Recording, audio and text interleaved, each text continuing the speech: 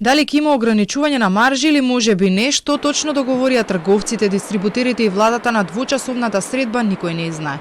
Иако беше соопштено дека по состанокот представниците од ланецот на трговијата ќе информираат што е договорено, никој од присутните не застана пред камерите.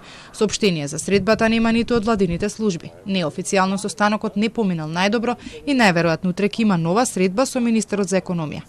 Инаку денеска на владина седница требаше да се разгледува одлуката за замрзнување на маржите на 10% за дел од производите, но трговците побараа итна средба, па седницата се откажа, а се одржа состанок со нив. Претходно пак членките од ново формираната стопанска комора за трговија на мало и големо се пожалија дека ако се воведе мерката ќе бидат принудени да отпуштаат работници, а некои дури да затворат.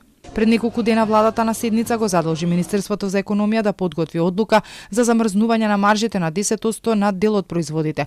Всушност станува збор за враќање на есенската кошничка која беше воведена минатата година, во која на над 70 производи им се ограничија маржите.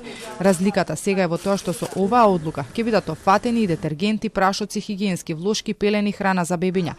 За ваквата одлука познавачите сметаат дека ефектите ќе бидат краткорочни, односно само додека трае мерката. Останувам на ставот дека ваквата форма на замрзнување на мерки треба да биде напуштена и да се бара решението во други форми, па меѓу другото и она што Државниот пазарен инспекторат го идентификувале на терен, треба тој патот каде што механизмот треба да функционира, треба да се применува законот и треба да се санкционираат сите кои што не го применуваат истиот. Ваквата мерка за намалување на цените ја практикуваше и претходната влада, но беше критикувана од дел од експертите, бизнисот, но често и од ВМРО ДПМН, кои тогаш беа во опозиција.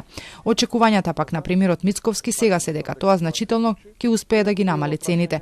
Се одлучи да се оди на ваков чекор откако ги добија анализите од пазарна, со кој е утврдено дека од увоз до рафт маржите на некои производи одат и до 70%.